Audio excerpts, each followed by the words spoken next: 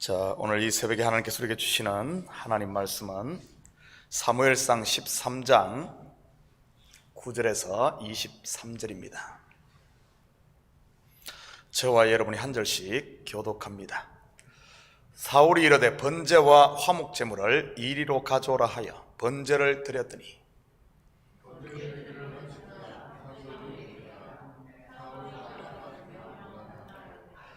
사무엘이 이르되 왕이 행하신 것이 무엇이냐 하니 사울이 이르되 백성은 내게서 터지고 당신은 정한 날 안에 오지 아니하고 블레셋 사람은 믹마스에 모였음을 내가 보았으므로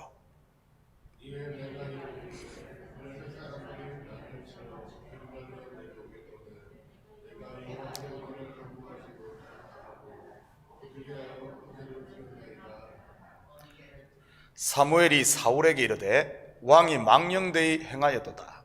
왕이 왕의 하나님 여호와께서 왕에게 내리신 명령을 지키지 아니하였도다. 그리하였더라면 여호와께서 이스라엘 위에 왕의 나라를 영원히 세우셨을 것이거늘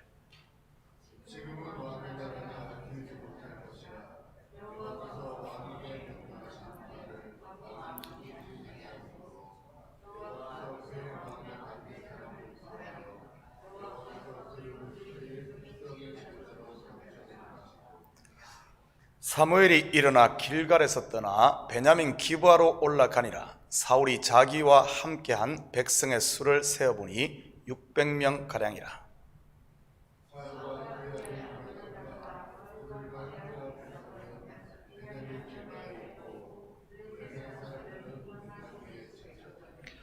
노략군들이 세 대로 블레셋 사람들의 진영에서 나와서 한 대는 오브라 길을 따라서 수알 땅에 이르렀고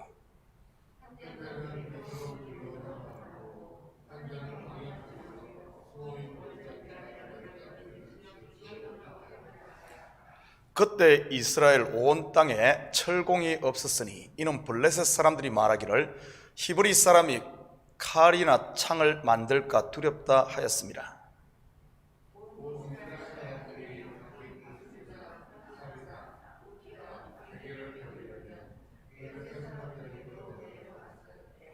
곧 그들이 굉이나 삽이나 쇠스랑이나 도끼나 쇠채찍이 무딜 때에 그리하였으므로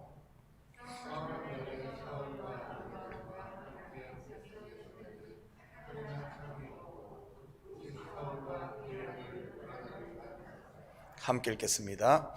블레셋 사람들의 부대가 나와서 믹마스 어귀에 이르렀더라. 아멘. 좋은 아침입니다.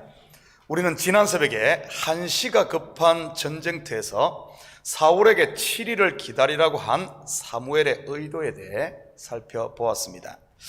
전적인 하나님의 도움으로 왕위에 오른 사울, 그런데 그 은혜의 자리를 벗어나 교만의 바벨탑을 쌓아가고 있었지요. 자기 손으로 세운 왕이 곁길로 가는 것을 그냥 보고만 있을 수는 없지 않았겠습니까? 처음 사랑을 회복하고 하나님께 돌아오기를 간절히 바랬지요. 그런데 그의 기대와는 반대로 결국 사울은 선을 넘어서고 맙니다. 바로 제사장만이 할 수 있는 번제를 스스로의 손으로 드림으로 말이지요. 사울 왕이 이것이 불법이라는 사실을 몰랐을까요? 모를 리가 없지요. 왜냐하면 율법의 제사는 제사장만이 드릴 수 있게 규정되어 있기 때문입니다. 또한 이스라엘의 왕은 율법책을 가까이 두고 읽게 했습니다. 확인합니다.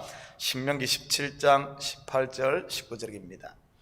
그가 왕위에 오르거든 이 율법서의 등사본을 레위 사람 제사장 앞에서 책에 기록하여 평생에 자기 옆에 두고 읽어 그의 하나님 여호와 경외하기를 배우며 이 율법의 모든 말과 이 규례를 지켜 행할 것이라. 사울이 번제를 드린 것은 몰라서가 아닙니다. 스스로 사무엘에게 부득이하여 드렸다고 변명하는 것을 보면 알 수 있지요. 성경에 보면 사울 왕처럼 제사장이 아니면서 제사를 드렸다가 낭패를 본 한 예가 또 나옵니다. 역대하 26장 16절에서 19절입니다. 그가 강성하여짐에 그의 마음이 교만하여 악을 행하여 그의 하나님 여호와께 범죄하되 곧 여호와의 성전에 들어가서 향단에 분향하려 한지라. 제사장 아사랴가 여호와의 용맹한 제사장 80명을 데리고 그의 뒤를 따라 들어가서 우시야 왕 곁에 서서 그에게 이르되, 우시야여, 여호와께서 분향하는 일은 왕이 할 바가 아니요 오직 분향하기 위하여 구별함을 받은 아론의 제사장들이 할 바니 성소에서 나가소서. 왕이 범죄하였으니 하나님 여호와에게 영광을 얻지 못하리이다. 우시야가 손으로 향로를 잡고 분향하려 하다가 화를 내니 그가 제사장에게 화를 낼 때 여호와의 전 안 향단 곁 제사장들 앞에서 그의 이마에 나병이 생긴지라. 16세의 유다의 왕이 된 우시야는 52년간을 통치합니다. 그는 남유다를 부강하게 하고 하나님을 정직하게 섬긴 선한 왕입니다. 그런데 그의 통치 말년에 나라가 강성해지자 마음이 교만해져서 결국 일을 저지르지요. 사울처럼 제사장만이 할 수 있는 분향을 자기 손으로 한 것입니다. 이 일로 그는 나병이 걸려 죽을 때까지 나병 환자로 지냅니다. 그렇다면 오늘은 사울이 범한 이 죄가 갖는 구속사적인 의미에 대해서 좀 깊이 있게 살펴보도록 하겠습니다. 오늘 본문 11절입니다. 사무엘이 이르되, 왕이 행하신 것이 무엇이냐니? 사울이 이르되, 백성은 내게서 흩어지고 당신은 정한 날 안에 오지 아니하고 블레셋 사람은 믹마스에 모였음을 내가 보았으므로. 먼저 사울이 자기 손으로 번제를 드린 이유가 무엇입니까? 율법에 금한 그 일을 말이지요.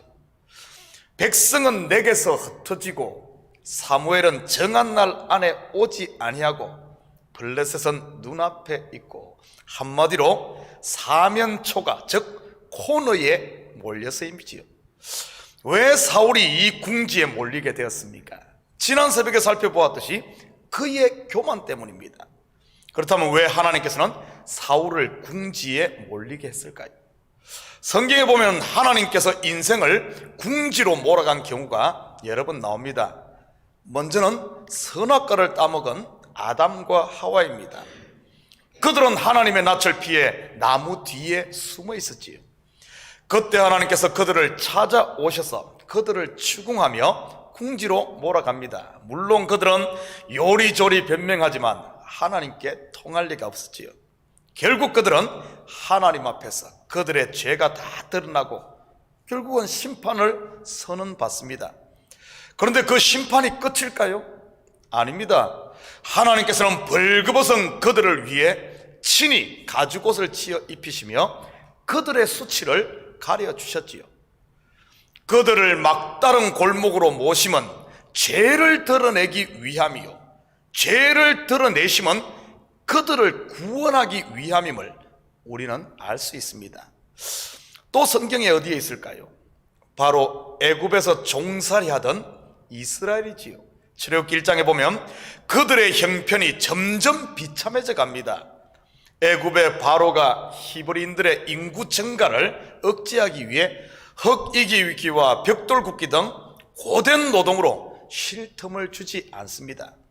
그래도 안 되자 나중에는 아들을 낳으면 죽이게끔 산파들을 매수하지요. 그래도 안 되자 결국 남자아이가 태어나면 나일강에 던져 죽이는 지경에까지 이르게 됩니다. 그렇게 코너에 몰린 이스라엘 어떻게 됩니까? 결국 그들은 그 끝자리에서 하나님께 부르짖게 되지요. 그 부르짖음이 하나님께 상달되고 결국 모세를 통해 출애굽을 하게 됩니다. 그 궁지에 몰린 것이 결국은 구원의 길이었던 것이지요. 한 군데만 더 보면 다윗 또한 이 궁지에 몰리게 됩니다. 언제입니까? 바로 큰 나라를 이루고 태평성대를 누리고 있을 때입니다. 우리아의 아내 밧세바를 범하고 그 남편을 살해함으로 말이지요. 하나님께서 나단 선지자를 보내 그를 코너에 몰아넣습니다. 궁지에 몰린 다윗은 결국 내가 여호와께 범죄하였나이다, 자기의 죄를 고백하며 회개하기에 이릅니다. 그 결과가 어떻게 됩니까? 죽음이 아닌 제사함을 받지요. 더 나아가 범죄한 밧세바의 몸을 통해 솔로몬이 태어나고 그에게 왕위가 계승됩니다.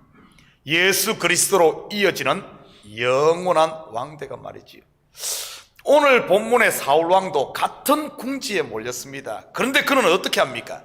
하나님 앞에 회개하고 항복하기보다는 스스로의 손으로 번제를 드림으로 자기의 방식으로 해결을 하려고 합니다. 그렇다면 이 속에 담긴 구속사적 의미는 무엇일까요? 우리가 사울은 율법을 상징한다고 했습니다. 율법은 숨은 죄를 드러내기 위해 주신 것이지요.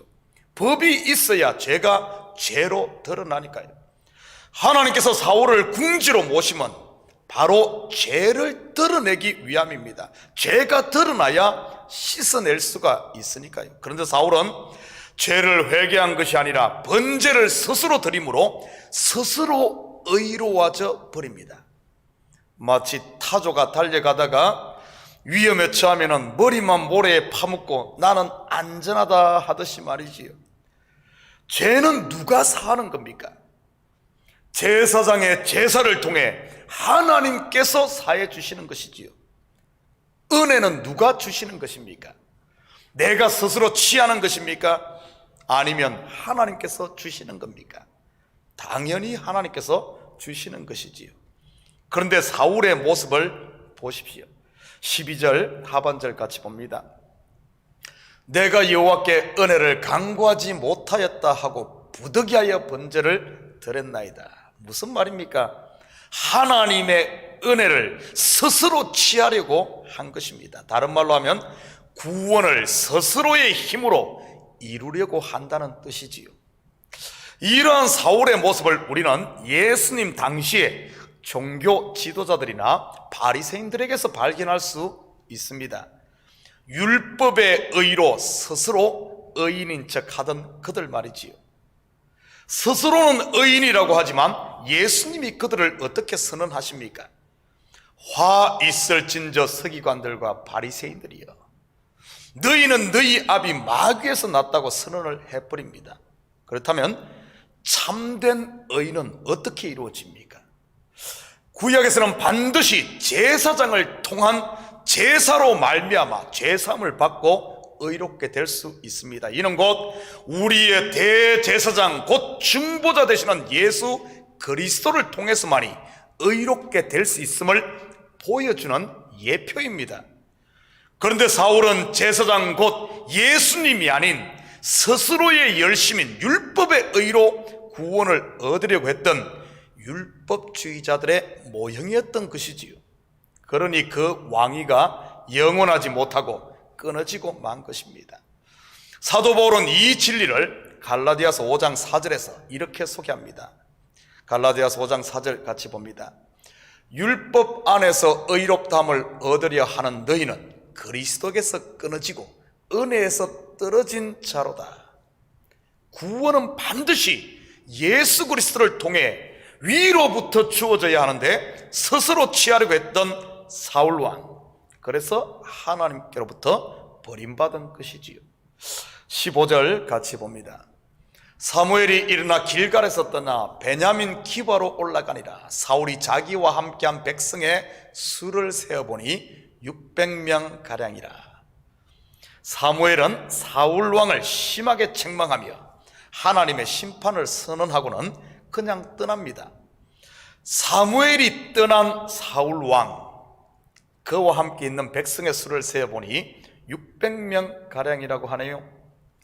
상비군 2,000명과 그가 나팔을 불어 모인 백성들 다 떠나고 600명만 남았네요. 600명, 의미가 있는 숫자이지요. 사무엘상 17장 7절입니다. 그 창 자루는 배틀채 같고 창 날은 철 600세겔이며 방패든 자가 앞서 행하더라. 이 장수가 누구죠? 바로 블레셋의 골리앗입니다. 여기도 보면 600이라는 숫자가 나오지요. 그리고 골리앗의 키가 6규빗 한 뼘이지요. 또 6이라는 숫자가 등장을 합니다. 600과 60과 6은 같은 숫자입니다. 사무엘이 떠난 사울, 결국 골리앗이 되었다는 이런 뜻이지요. 창세기 6장 3절입니다. 여호와께서 이르시되 나의 영이 영원히 사람과 함께하지 아니하리니 이는 그들이 육신이 됨이라. 그러나 그들의 날은 120년이 되리라 하시니라. 하나님의 사람 사무엘이 떠났다는 말은 하나님의 영이 사울을 떠났다는 말이지요. 그러니 사울이 육신이 된 것이지요. 사랑하는 성도 여러분, 혹시 여러분 가운데 막다른 골목에 서 계신 분은 안 계신가요? 성도에게 사면초가의 환경은 바로 하늘로 비상하라는 하나님의 사인임을 잊지 마시기 바랍니다.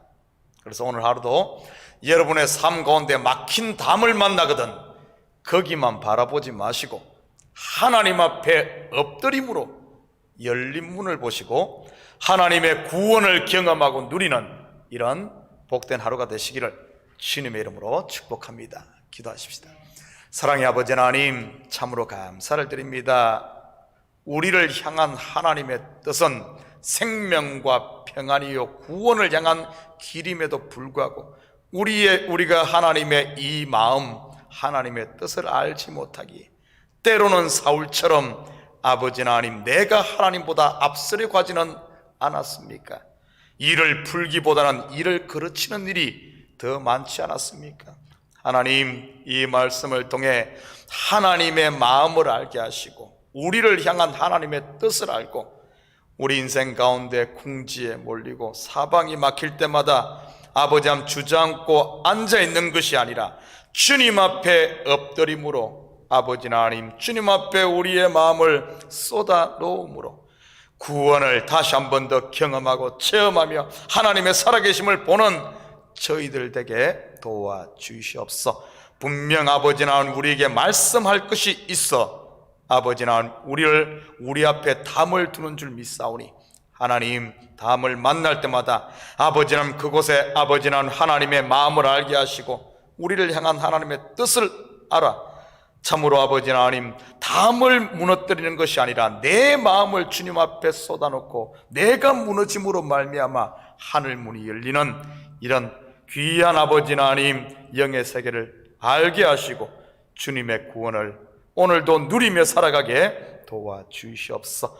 이 새벽도 간구하는 기도 제목마다 주님 속히 들으시는 줄 믿사오며 이 모든 말씀 예수님의 이름으로 기도드립니다. 아멘.